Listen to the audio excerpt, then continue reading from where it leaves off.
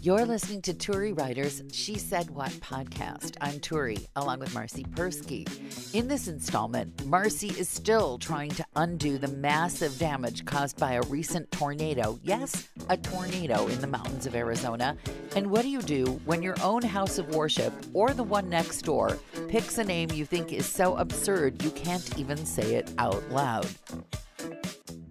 This is an abundance of opportunities for Frankie to build crap around the property now. He can build a little shelter for the cars. Yeah. You know what they say about being married to a doctor? Yeah, I know. Well, it's the exact same being married to a carpenter. That's not true. He turned on your generator. May I also... Yes, he did turn on a generator. May I respectfully suggest, Miss Independent Feminist Woman of my generation, learn how to turn on your own generator. Well, no, here's the problem. It's not really turning on. It's got a thing. Like, remember those old school lawnmowers? Yeah, you pull the thing. Yeah. Well, this you have to pull it, and I can't with my wrist. Oh, I would do something so that I could pull that thing without waiting for just some call man Frankie to come. And say, come home and turn this back on. Oh, please, sir, could you please turn on my generator for me? I'm just sitting here in the dark. I just don't know what to do. I'm just sitting here all by myself. Well, I was worried about my fish tank, actually. Priorities. It's pumping its heat. Priorities. Plus, I wanted to watch TV. There's the real priority. So, Frankie came home and hooked up the fish tank and the TV set and one little lamp, so we had light. And we sat and watched TV until the power came on. Burning gasoline, just so you can have a rerun. At night. What did you watch with your generated power there? We've been watching this thing called The Outlander. I've heard of it. I haven't watched it. It has like way too much sex in it. I mean, they're just doing it to do it. Maybe we should just call this a prude cast. We'll just call it a prude cast now. Well, no, I'm not a prude, but I mean, I don't need to sit and watch a couple people doing it for like 15 friggin' minutes. Yeah, I think we get the point after the first few minutes. Yeah, just keep going. I want to see more blood and war. And you don't like blood. Man's butt. You don't like blood. This isn't too bloody. This isn't like people exploding. No, all of a sudden you're enjoying the blood. Well, no, just minor blood. Oh, little blood. Big blood, no. No. Okay, well, no I don't know where on the scale we tip over. Little blood. Little blood, okay. All right. Little bullets. Little bullets. Little bullets and little blood. I've never been sure whether it was the nausea factor or the fear factor with you, with the movies, with the TV. I'm still figuring that out. But I know that fear and sudden panic are major features of a lot of your relationships. My overgrown wife spouse doesn't get in accidents, and he's not really careless. He just likes to scare me. Well, he likes to scare you all the time. Bar. Yeah.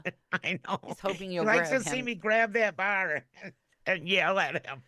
Yeah. Which happens pretty much every time he drives. There's no emergency exit here. There's no emergency exit here. It doesn't matter how hard I pull on that overhead passenger. I don't know what that bar is for except my panic. I don't know what that's for. Actually, someone told me once that dry cleaning. It's called a Jesus bar, because you grab onto it, you yell Jesus. I like that. So that's what we call it. There's some, speaking of Jesus, there are some weirdly named congregations, including from my own faith, that I've noticed lately. Yeah. There are some congregations where I've looked at the signs recently, including my own, where I just thought, what were you thinking when you picked this name? My own congregation has basically chosen the first two words of a sentence that is well known. It would be like, how ya? You know, naming your congregation, the congregation of how ya, without even putting in doing, right? That's what we sort of did with the name of our congregation. And not even how are ya, because that would be a sentence. Oh, yeah. How ya? So what congregation you belong to? How ya? How you doing? How you feel? No, just how ya. And then there's a congregation, a church not far from us. I don't even know if I can say this name with a straight face. I don't know why. I have trouble with it. Wait, no, that's a lie. I know why I have trouble with it, and I can tell you. They used to have one of these lovely genteel names of a saint, Saint somebody somebody. And that seemed like a reasonable name for a congregation, Saint somebody somebody. But they recently changed their name to Holy Child fill in the blank. And the name Holy Child fill in the blank reminds me of my old boyfriend. My ex-boyfriend used to have this exclamation that cracked me up every time. When he was really frustrated or wanted to make a point, he'd go, "Sweet baby Jesus." I told you my dad was Jesus H. Christ, Jesus and, H. and the H stood for Helen. Oh, That was Helen, my your mom's mom's name. I just Yes. thought "Sweet baby Jesus" was the best exclamation I'd ever heard. And now there's a congregation behind our congregation, and I every time I read this, I think of my ex-boyfriend exclamation, and I can't. And it has nothing to do with the validity of the faith. I want to just make this very clear. My own congregation, I can't even tell people where I go to services because it's so embarrassing to me.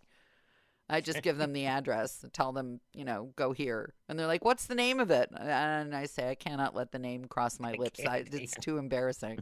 We changed our name to something so embarrassing that I cannot speak it out loud. Like Holy Moses. Yeah, like that, except that's a sentence. I'm telling you, the equivalent in English would be the "How are ya? Yo How ya? Mo. How ya?" Half a sentence. I like Yo Mo. Okay, literally, it's "How goodly." How goodly. Yeah, it sounds like a cartoon name. And our hero, how goodly. How goodly. How goodly. It would be howdy goodly. People have no idea. The whole naming thing. When I was pregnant and I was going through names, you have to really imagine what kids will do to a name, I suppose. Because I told the spousal unit that I wanted to name our son Asher, and he said, "Everyone will just call him asshole, so you can't do that."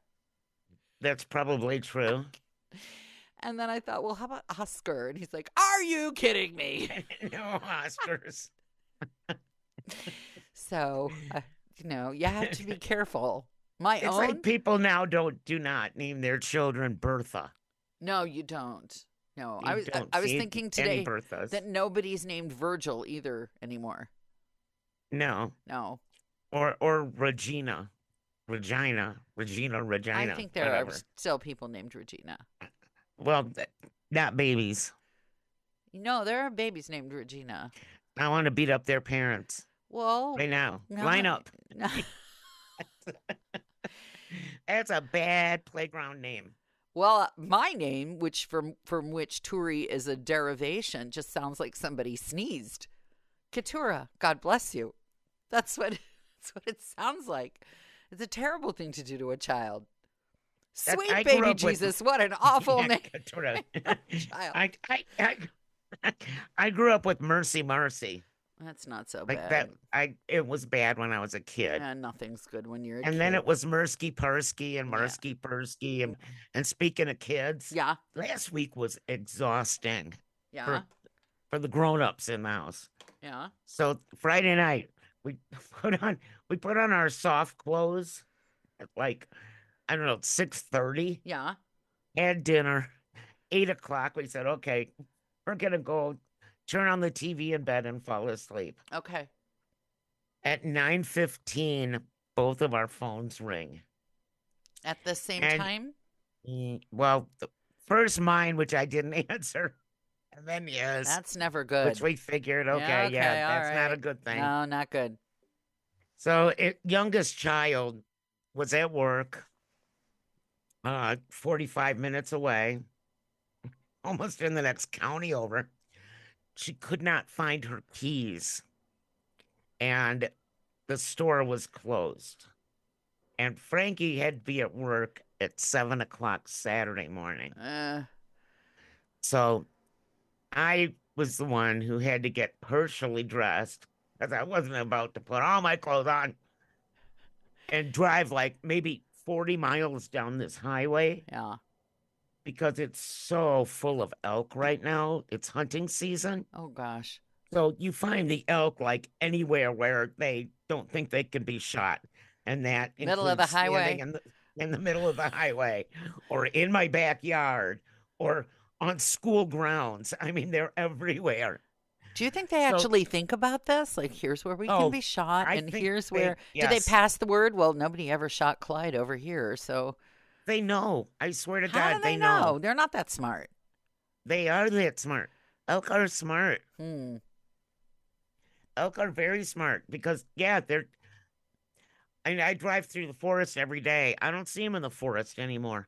I see them standing along my fence over here where no one can shoot them. So, are we going to They're all buy? over the Are roads. we going to buy the girl child one of those magnetic car key keeper Oh, things? I was so tired. By the time I got home, I like had a twitchy eye. You know how that Yes, happens when yes, you're I really, do. really Yep, tired? yep, I do. And I don't know how this happened, but we have a giant cabinet in the adoption office, and somehow her keys were wedged back behind the cabinet. Oh, and the other great thing Oh, about I this can is guess. I can guess. I can guess. she has Some a spare key. someone was using them for a cat toy. No, no. The worst thing is that she doesn't know where her spare key is. Well, that's So unfortunate. that was my very fun Friday night. Mm.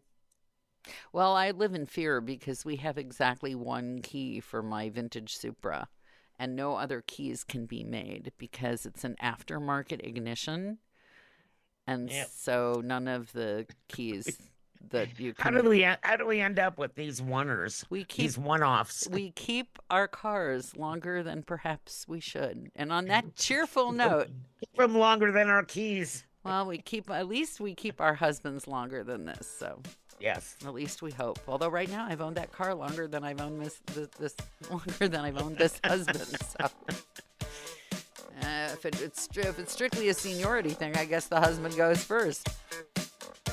If you've made it this far, chances are you've been enjoying Turi Ryder's She Said What podcast. In which case, you might also like my book, She Said What? A Life on the Air.